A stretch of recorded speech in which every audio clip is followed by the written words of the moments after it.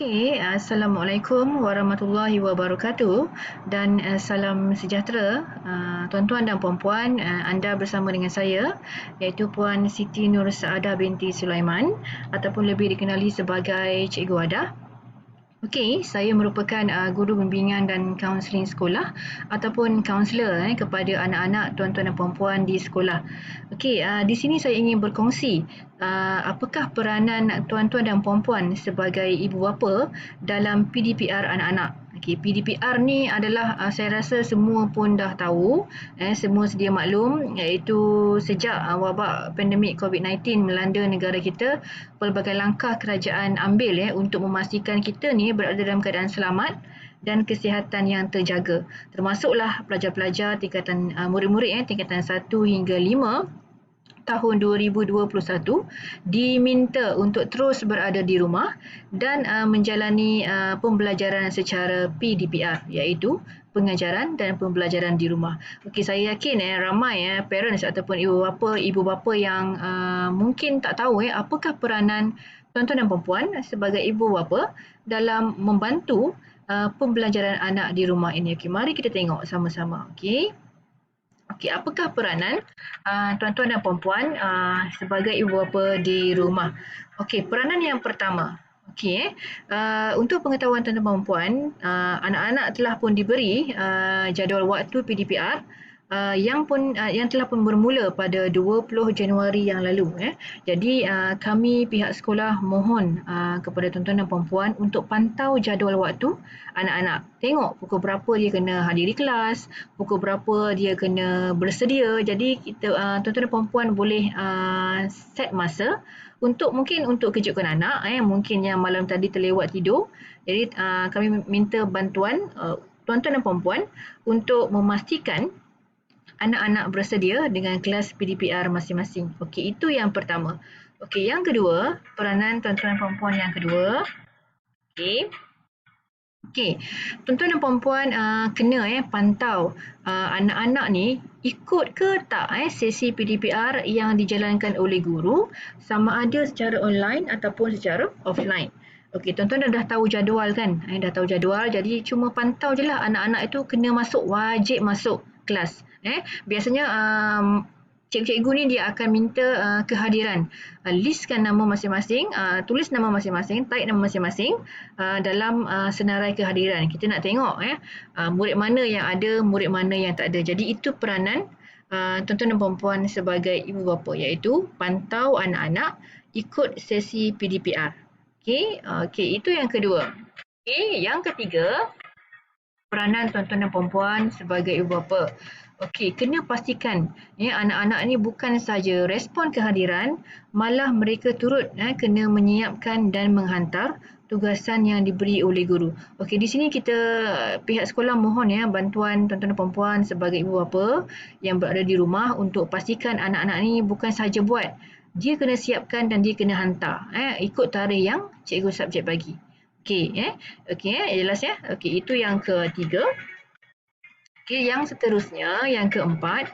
Okey, kelas PDPR ni dia ada secara online ataupun secara offline. Okey, online ni dia memerlukan banyak data lah, iaitu secara Google Meet, secara live bersama guru-guru.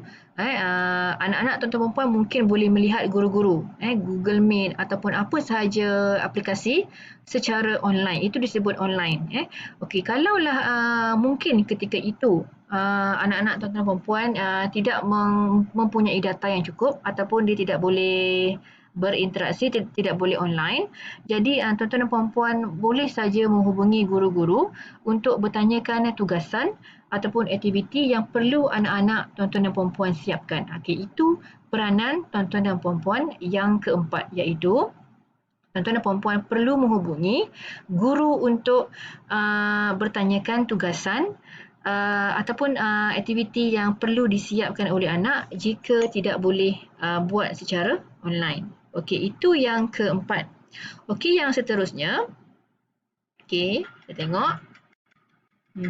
Kita tengok yang seterusnya, apakah peranan tuan-tuan dan puan-puan. Okey, ini yang paling penting sebenarnya ya. Kami pihak sekolah, guru-guru memohon tuan-tuan dan puan-puan sebagai ibu dan bapa untuk pantau ya penggunaan gadget ataupun penggunaan telefon anak-anak. Kurangkan memberi kebebasan kepada anak-anak untuk bermain game ataupun untuk melayari perkara-perkara yang tidak elok di dalam telefon tersebut. Sebab jika anak-anak atau perempuan terlibat dengan perkara-perkara ataupun melayari perkara-perkara yang tidak elok, kita bimbang ya, mungkin data akan habis ataupun anak-anak atau perempuan mungkin akan bangun lambat disebabkan main game malam tadi, takut dia bangun lambat esok kelas pukul 8. Jadi kita bimbang yang itu. Jadi kita minta ibu bapa untuk pantau anak-anak, penggunaan telefon anak-anak masing-masing lah. Okey tuan-tuan dan puan-puan. Okey.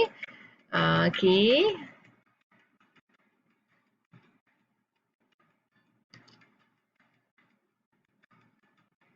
Okey tuan-tuan dan puan. Okey, saya kira itu adalah 6 dahulu saya bagi apakah yang penting sebenarnya.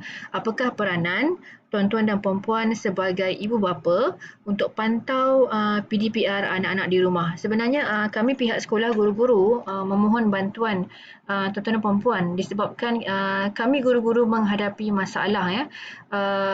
Sepanjang pemantauan saya dalam grup WhatsApp PDPR anak-anak, ada sebilangan anak-anak tuan-tuan dan puan-puan yang tidak pernah respon langsung ataupun tidak pernah memaklumkan kehadiran langsung dalam kelas PDPR.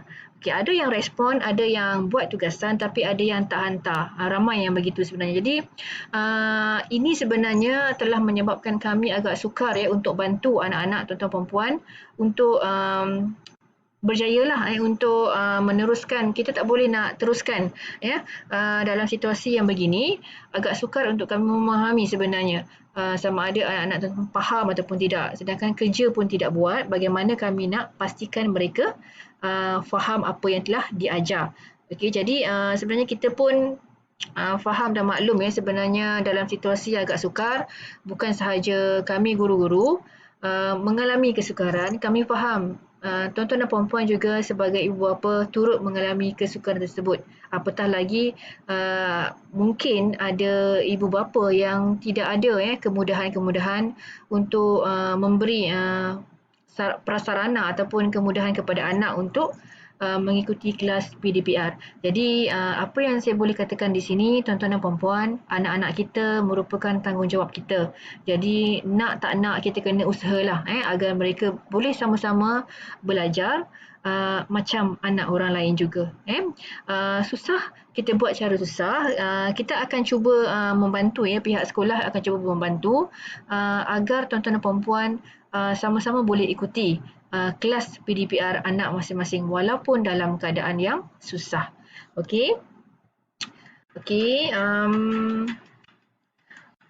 saya kira itu sahaja perkongsian daripada saya. Sebenarnya tak susah tuan-tuan dan puan-puan. Sebenarnya tak susah jika kita sama-sama antara kita guru-guru dan juga ibu bapa untuk berkongsi. Sebenarnya berat sama dipikul, ringan sama dijinjing. Jadi kalau kita sama-sama berusaha untuk memastikan anak-anak ini berjaya untuk mengikuti kelas PDPR, saya yakin anak-anak tuan-tuan dan puan tidak akan ketinggalan.